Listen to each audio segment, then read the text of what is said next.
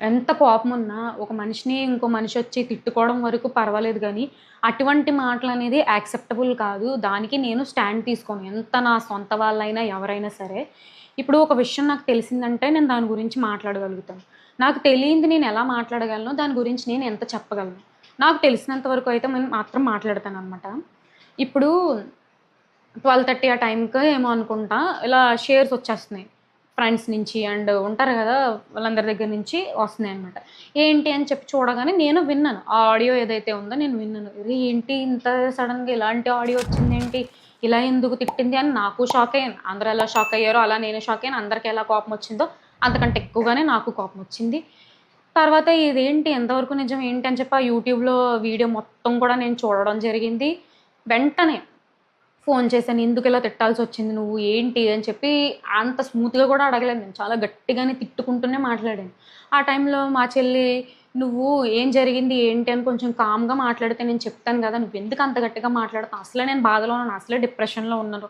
నువ్వొచ్చి ఈ టైంలో నువ్విలా మాట్లాడుతున్నావు. నాకు ఇంకా చాలా డిప్రెషన్‌గా ఉంటుంది. దయచేసి నాతో 2 రోజుల దాకా మాట్లాడకు. నీకు పుణ్యం ఉంటది.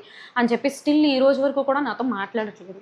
అసలేం జరిగింది అనేది అక్కడ ఆ పిల్ల చాట్ చేసిన ఆ పిల్లకి తెలుసు. ఆ పర్సన్ ఎవరైతే ఉన్నారో వాళ్ళిద్దరి దాకా తెలుసు. ఇప్పుడు నన్నొచ్చి "నీకు తెలీదా?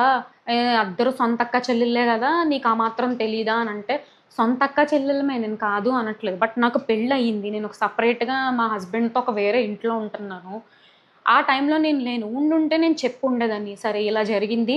ఆ పర్సన్‌తో ఇలా చాటింగ్ అయ్యింది. ఆ టైంలో ఈ అమ్మాయి ఇలా పెట్టాల్సొచ్చిందని నేను చెప్పుండేదాన్ని. ఏది నిజం, ఏది అబద్ధం అని నాకు తెలుసుకోవడానికి మా చెల్లి సైడ్ నుంచి కూడా నాకు రెస్పాన్స్ అనేది లేదు. నేను వచ్చి ఇప్పుడు ఏమని చెప్పి చెప్పగలను? అదంతా ఒక విషయం ఒకటైతే అంటున్నారనమాట.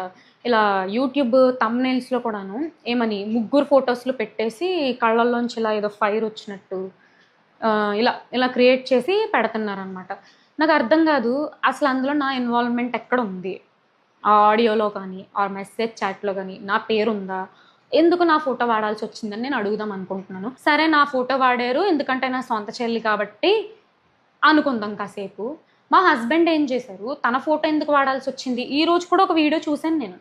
చాలా బాధనిపించింది నాకు. లిటరల్లీ చాలా అంటే చాలా బాధనిపించింది. అండ్ కమెంట్ కూడా పిన్ చేసి పెట్టారనమాట. ఏమని 300,000 సబ్‌స్క్రైబర్స్ నేను చేశాను video. 300,000 subscribers for Sumi talks. జై ఫేస్ రివీల్ అన్నాను కదా! అని చెప్పేసి జై బ్యాక్ సైడ్ నుంచొని ఉంటాడు. తన హెడ్ మీద జై అని చెప్పేసి ఇలా వస్తదనమాట. ఎవడడిగాడు? ఆడి ఫేస్ ఎవడ కావాలి? ఎందుకు? నాకర్థం కావట్లేదు. వై జైనెందుకు ఇన్వాల్వ్ చేయటం? సరే మీరు ఆ వాయిస్ మెసేజ్‌లో ఏదైతే ఉందో వాళ్ళ అమ్మనన్నారు, వాళ్ళ లవర్‌నన్నారు కాబట్టి అందుకే నీ హస్బెండ్‌ని అంటున్నారని అంటారా? అయితే ఇప్పుడు జస్టిస్ ఎవరి కోసం సరే ఆ పర్సన్ అన్నారు, మీరు అన్నారు. ఇంక అంతే కామ్ అయిపోయినట్టేనా? ఇప్పుడు వాళ్ళన్నారు అంటే సరే మనం కూడా అనేద్దాం. అంటే వాళ్ళు అలాంటి వాళ్ళు అంటే మనం కూడా ఇలాంటి వాళ్ళమే. వాళ్ళు తప్పు చేస్తే మనం కూడా తప్పు చేసేద్దాం. అంతేనా? వాళ్ళలా ఉన్నారు. మనం కూడా అలా ఉంటే మనకి వాళ్ళకి తేడా ఏంటి అని ఇదెందుకు గ్రహించుకోలేకపోతున్నారు నాకు అర్థం కావట్లేదు. సింపుల్. ఏం జరిగింది ఆ సిట్యుయేషన్‌లో అక్కడ కరెక్ట్‌గా టైంకి ఎగ్జాక్ట్‌గా ఏం జరిగింది అని తెలుసుకునే మాట్లాడే స్కోప్ నాకు లేదు. ఉండుంటే సరే. నువ్వు అనవసరంగా చాలా తప్పుగానే మాట్లాడావు. అపాలజైజ్ టు హిమ్ అని నేను చెప్పుండేదాన్ని. లేదు నువ్వు తప్పు మాట్లాడలేదు. నువ్వు కరెక్టే మాట్లాడావు. ఆ పర్సన్ నిన్నేదో అన్నాడు. అందుకే నువ్విలా అన్నావంటే లెట్స్ ఫైట్ అంటాను. ఇప్పుడు తప్పు చేసినప్పుడు సారీ అని చెప్పడానికి ఒక క్షణం కూడా ఆలోచించను నేను. చెప్పించడానికి కూడా ఒక క్షణం ఆలోచించను. ఎట్ ద సేమ్ టైమ్ అవతల పర్సన్ ఏమైనా తప్పు చేస్తే ఫైట్ చెయ్యి అని చెప్పడానికి కూడా ఇంకో క్షణం కూడా నేను ఆలోచించను. ఇప్పుడు నేనే ఒక కన్క్లూజన్‌కి రాలేకపోతున్నాననమాట. ఎవరిది తప్పు ఏంటి అని చెప్పి. వాయిస్ అయితే క్లియర్ ఉంది. క్లియర్‌గా చెప్తున్నాను. తనదే వాయిస్. నేను కాదు అని డిఫెండ్ చెయ్యట్లేదు. బట్ నా ప్రాబ్లమ్ వల్ల ఏంటంటే ఎందుకు మీమ్ పేజెస్‌లో నా ఫోటో వాడాల్సొస్తుంది. సరే వాడారు. నువ్వు ప్రమోట్ చేసావు. నీకు యూట్యూబ్ ఛానెల్ ఉంది. నీకు ఇన్‌స్టాగ్రామ్ ఛానెల్ ఉంది. మీ చెల్లి పచ్చళ్ళని చెప్పేసి నువ్వు ప్రమోట్ చేశావన్నాను. నేను ప్రమోట్ చేశాను అంటే నేనొచ్చి ఎవరిని ఒక అసభ్యకరమైన మాటలతో నేను ప్రమోట్ చేయలేదు ఎప్పుడూను. మీరు ఇలా ఖచ్చితంగా కొనుక్కొని తీరాలి. కొనుక్కోకపోతే అమ్మల మీద ఒట్టే. అని ఈ టైపు ఇటువంటి నేను మాట్లాడలేదు. మీరు నిజంగా దేశభక్తులైతే కొనుక్కోండి. మీరు నిజంగా మంచి మనుషులైతే కొనుక్కోండి అని నేను ఎవరిని ఫోర్స్ చేసి చెప్పలేదు కదా! నా ఛానెల్‌లో ఆర్ నా ఇన్‌స్టాగ్రామ్‌లో వాటెవర్ ద వీడియోస్ నాకు సంబంధించిన పర్సనల్ సంబంధించిన వీడియోస్ ఏవైతే ఉన్నాయో, అందులో ఎక్కడైనా ఒక్కరి గురించి అబ్యూజివ్‌గా మాట్లాడడం గాని, ఒకరిని కించపరిచి మాట్లాడడం గాని నేను ఎప్పుడూ చేయలేదు.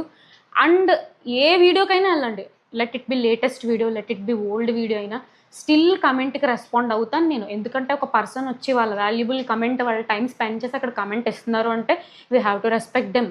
నేను కూడా వాళ్ళకి ఆన్సరబుల్, నేను కూడా వాళ్ళకి అట్లీస్ట్ లైక్ చేయటమో దానికి రిప్లై ఇవ్వడమో చేస్తాను. వన్స్ ఇది మంచిగా ఉంది కమెంట్ అంటే I will give like, I will give reply. అది నాకు నచ్చలేదు, నాకు హర్ట్ఫుల్గా ఉందంటే నేను తిట్టను, తిరిగి చెయ్యను, సైలెంట్గా డిలీట్ చేస్తాను. అది నా నేచర్.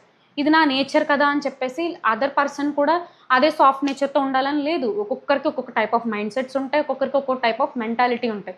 నాకు సాఫ్ట్ నేచర్ కదా అని చెప్పేసి అవతల పర్సన్ సాఫ్ట్ నేచర్ ఉండాలని లేదు, అవతల పర్సన్ అగ్రెషన్గా ఉన్నారు కదా అని చెప్పేసి నేను అగ్రెషన్ ఉండాలని లేదు. అయ్యుండి అంత దారుణంగా ఎలా తిట్టగలిగింది, ఎలా మాట్లాడుతుంది బూతులని చాలామంది అంటున్నారు. దానికి అసలు కారణం ఏంటనేది ఎవరూ ఆలోచించట్లేదు. వన్ సైడ్ మాత్రమే చూసి ఈజీగా జడ్జ్ చేస్తున్నారు. అసలు ఏం జరిగిందంటే, మేము ఒక రోజులో వేల కొద్ది మెసేజెస్ అయితే డీల్ చేస్తూ ఉంటాము. అందులో వచ్చిన మెసేజెస్ అన్నీ కంప్లీట్గా సగానికి సగం బ్యాడ్ మెసేజెస్, తిడుతూ, పచ్చి బూతులు తిడుతూ, ఇంకా పేరెంట్స్ని కూడా ఇన్వాల్వ్ చేస్తూ, అసభ్యకరంగా మాట్లాడుతూ ఇలానే వస్తాయి.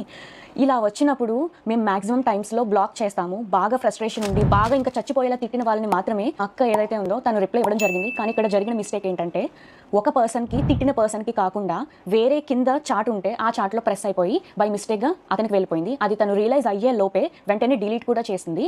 ఆయన చూసి ఉండరు, విని ఉండరు ఏమో అనుకుని ఇంకా మేము కూడా ఏం రెస్పాండ్ అవ్వలేదు. ఈలోపు ఆయన చూసి వేరే మీమర్స్కి కూడా పంపించేసి పబ్లిసిటీ న్యూస్ ఛానల్స్లో అన్ని జరగడం అయిపోయిందనమాట. ఈ విషయం మరి ముందే చెప్పొచ్చు కదా అని అందరూ అడుగుండొచ్చు. మేము ముందు చెప్పడానికి అసలు ప్రూఫ్తో మేము మాట్లాడదాము, అసలు ఏం జరిగింది అనేది క్లారిటీతో వద్దాం అనేసి మేము ఇంతవరకు డీలే చేసాము. ఈలోపు వాట్సాప్ ఓపెన్ చేస్తుంటే చాలామంది బ్యాడ్ మెసేజెస్, ఇంకా కాల్స్ కంటిన్యూస్గా చేయడంతో 35,000 మందికి పైగానే వాట్సాప్ రిపోర్ట్ కొట్టారు.